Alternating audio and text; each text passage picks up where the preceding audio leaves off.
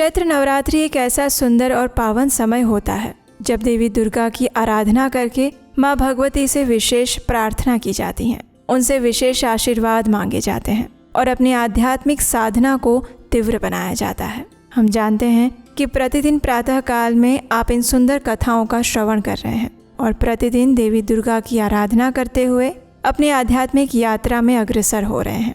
और इस महत्वपूर्ण समय में हम मार्कंडेय पुराण में वर्णित इस सुंदर दुर्गा सप्तशती पाठ का श्रवण कर रहे हैं। तो चलिए हमारी इस कथा यात्रा को आगे बढ़ाते हुए आज नवरात्रि के 7वें दिन सुनते हैं देवी दुर्गा सप्तशती पाठ के अगले अध्याय को।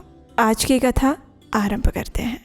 आइए सबसे पहले हम देवी का ध्यान करते हैं।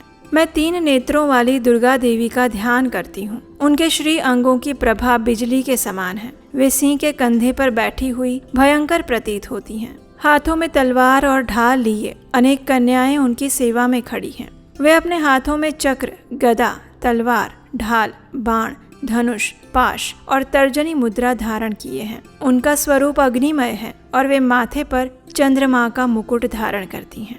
आइए अब कथा का श्रवण करते हैं। देवी ने कहा, हे देवताओं, जो एकाग्र चित्त होकर प्रतिदिन इन स्तुतियों से मेरा स्तवन करेगा, उसकी सारी बाधा मैं निश्चय ही दूर करूंगी। जो मधुकैटभ का नाश, महिषासुर का वध तथा शुंभ निशुंभ के संहार के प्रसंग का पाठ करेंगे तथा अष्टमी, चतुर्दशी और नवमी को भी एकाग्र चित्त होकर भक्ति पूर्वक मेरे उत्तम महात्म्य का श्रवण करेंगे, उन्हें कोई पाप नहीं छू सकेगा। उन पर पाप जनित आपत्तियां भी नहीं आएंगी। उनके घर में कभी दरिद्रता नहीं होगी तथा उनको कभी प्रेमी जनों के विछोह का कष्ट भी नहीं भोगना पड़ेगा। इतना ही नहीं, उन्हें शत्रु से, लुटेरों से, राजा से, शस्त्र से, अग्नि से तथा जल की राशि से भी कभी भय नहीं होगा। इसलिए सबको एकाग्र चित्त होकर भक्ति पूर्वक मेरे इस महात्म्य को सदैव पढ़ना और सुनना चाहिए। ये परम कल्याण कारक है। मेरा महात्म्य महामारी जनित समस्त उपद्रवों तथा आध्यात्मिक आदि तीनों प्रकार के उत्पातों का शांत करने वाला है। मेरे जिस मंदिर में प्रतिदिन विधि पूर्वक मेरे इस महात्म्य का पाठ किया जाता है, उस स्थान को मैं कभी नहीं छोड़ती। वहाँ सदैव ही मेरा सन्निधान बना रहता है।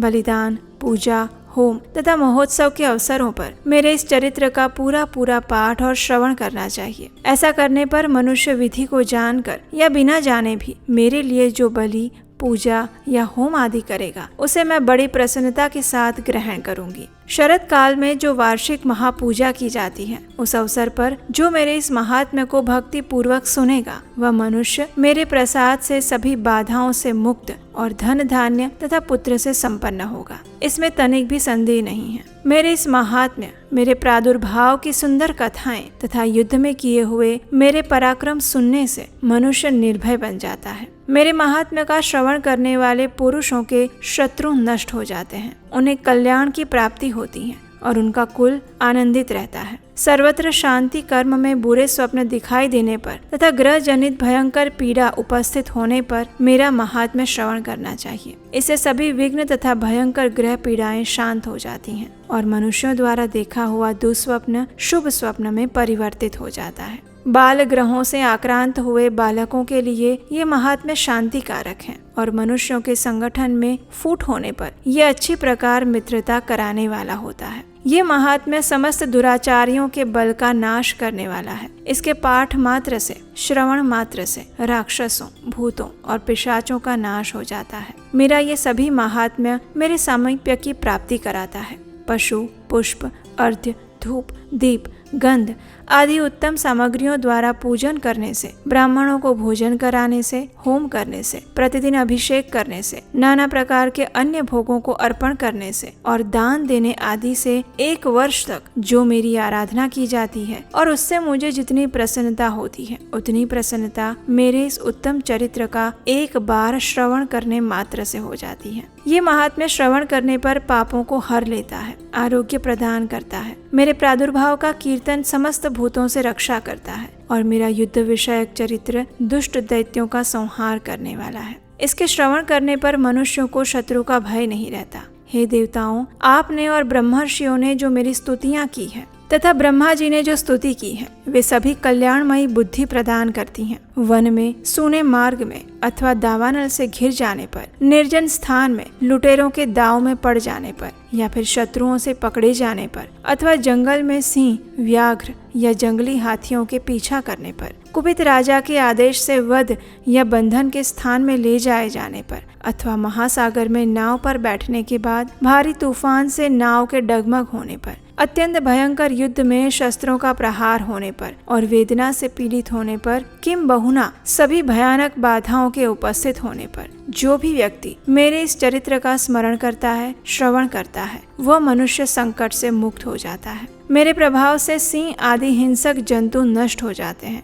और लुटेरे तथा शत्रु भी मेरे चरित्र का स्मरण करने वाले पुरुष से दूर भागते हैं। देवी का महिमा गान करते हुए ऋषि ने कहा। इस प्रकार कहकर प्रचंड पराक्रम वाली भगवती चंडिका सभी देवताओं के देखते देखते वहां से अंतर ध्यान हो गई। फिर समस्त देवता भी शत्रुओं के मारे जाने से निर्भय होकर पहले की भांति यज्ञ भाग का उपभोग करते हुए अपने अपने अधिकार का पालन करने लगे। संसार का विध्वंस करने वाले महाभयंकर अतुल पराक्रमी देव शत्रु शुंभ तथा महाबली निशुंभ के युद्ध में देवी द्वारा मारे जाने पर शेष दैत्य पाताल लोक में चले जाते हैं। हे राजन, इस प्रकार भगवती अंबिका देवी नित्य होते हुए भी पुनः पुनः प्रकट होकर जगत की रक्षा करती हैं। वे ही इस विश्व को मोहित करती, वे ही जगत को जन्म देती और वे ही प्रार्थना करने पर संतुष्ट होकर विज्ञान और समृद्धि प्रदान करती हैं। हे राजन, महाप्रलय के समय महामारी का स्वरूप धारण करने वाली वे महाकाली ही इस समस्त ब्रह्मांड में व्याप्त हैं। वे ही समय समय पर महामारी होती और वे ही स्वयं अजन्मा होते हुए भी सृष्टि के रूप में प्रकट होती हैं। वे सनातनी देवी ही समय अनुसार संपूर्ण भूतों की रक्षा करती हैं।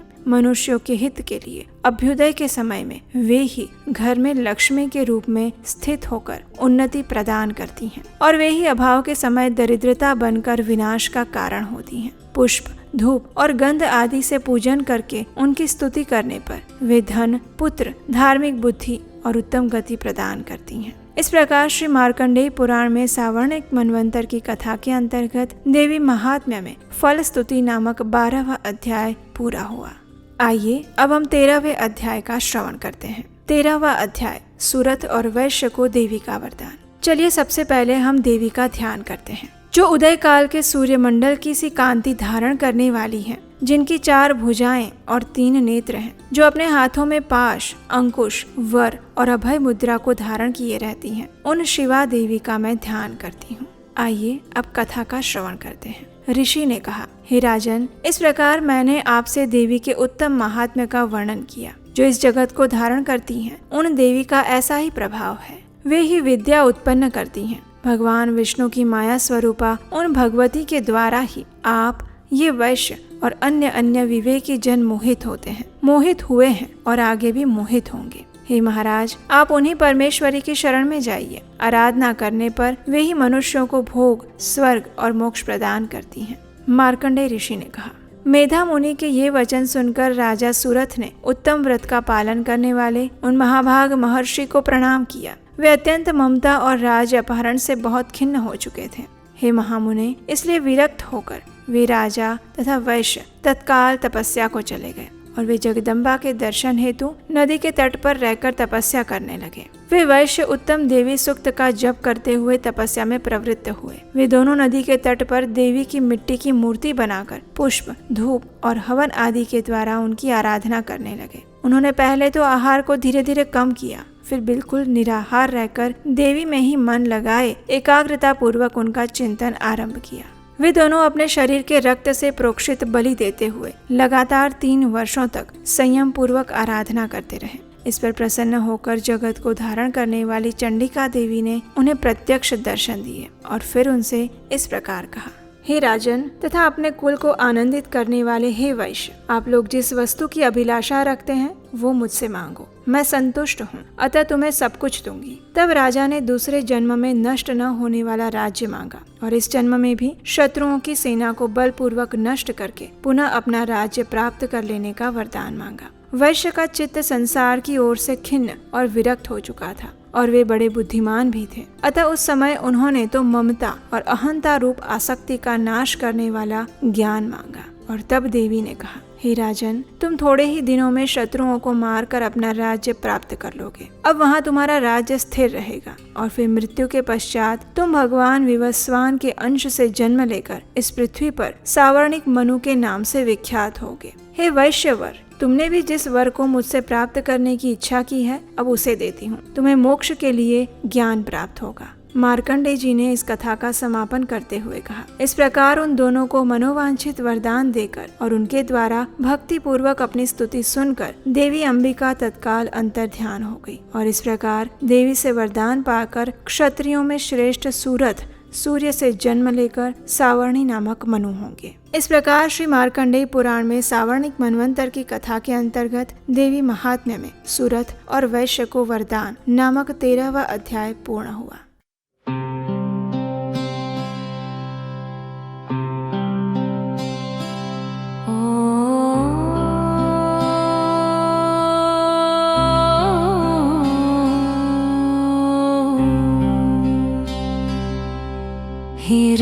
हिरण्यवर्णां हरिणीं सुवर्णरजतस्रजां चन्द्रां हिरण्मयी लक्ष्मी जातवेदो मावाहो।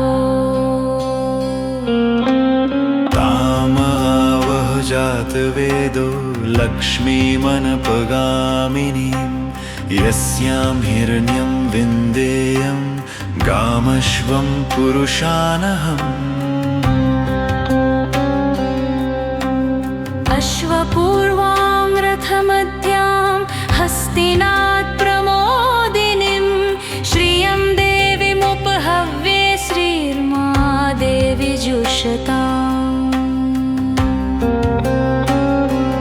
कांसोऽस्मितां हिरण्यप्राकारामार्द्रां ज्वलन्तीं तृप्तां तर्पयन्तीं पद्मे स्थितां पदं वर्णां तामिहोपहवये श्रियम्।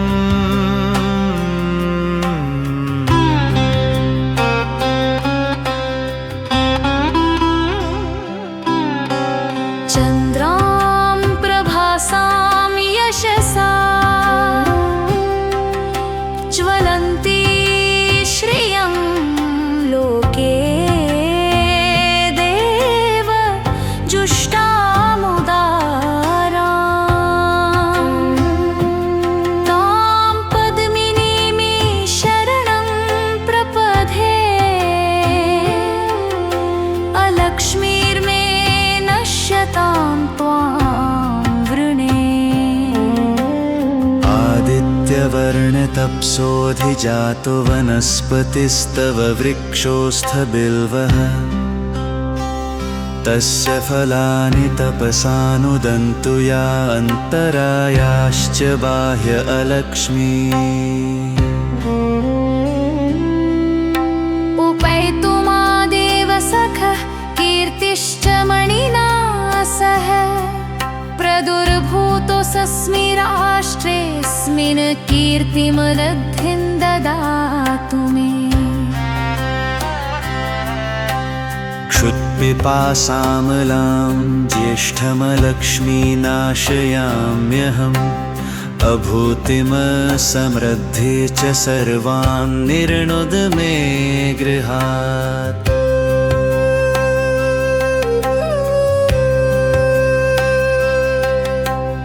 गन्धद्वारां दुराधर्षा नित्या पुष्टां करीषिणीं ईश्वरी सर्वभूतानां तामिहोपहवये श्रियम्। मनसः काममाकुतिं वाचः सत्यमशीमहि पशुना रूपमन्नस्य मयि श्रियं श्रियतां यशः। कर्दमेन प्रजा भूता मयि सम्भव कर्दम श्रियं वास्य मे कुले मातरं पद्ममालिनी। आपसृजन्तु स्निग्धानि चिक्लीतवस्मै गृहे नीचदेवीं मातरं श्रियं वासय मे कुले।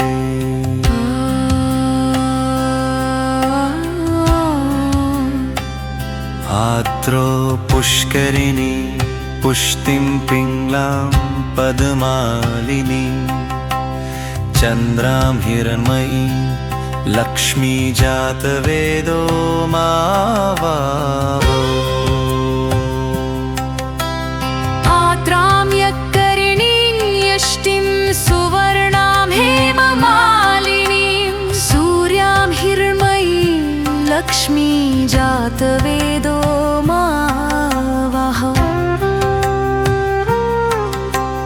तामावह जातवेदो लक्ष्मीमनपगामिनी यस्यां हिरण्यं प्रभूतं गामो दास्योश्रानविन्देयं पुरुषानहम्।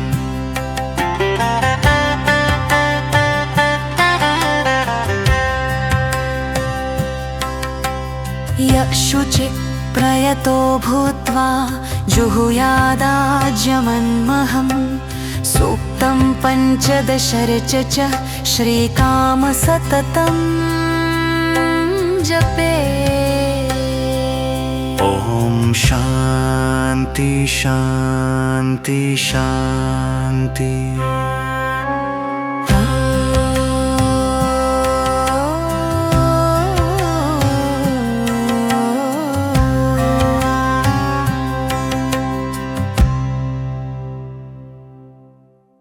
हमें आशा है कि ये कथा आपको अच्छी लगी होगी। अगर ऐसा है तो इस कथा को लाइक कीजिए, शेयर कीजिए और अगर अभी तक नहीं किया है तो चैनल को सब्सक्राइब कर लीजिए, नोटिफिकेशन ऑन रखिए। आप हमारे व्हाट्सएप कम्युनिटी ग्रुप के साथ भी जुड़ सकते हैं जहां ऐसे ही सुंदर प्रमाणभूत वैदिक जानकारियां आपको मिलती रहेगी। उसका लिंक नीचे डिस्क्रिप्शन बॉक्स में दिया गया है। और हम आपसे मिलेंगे इसी दुर्गा सप्तशती पाठ के अगले अध्याय की कथा के साथ बहुत जल्द।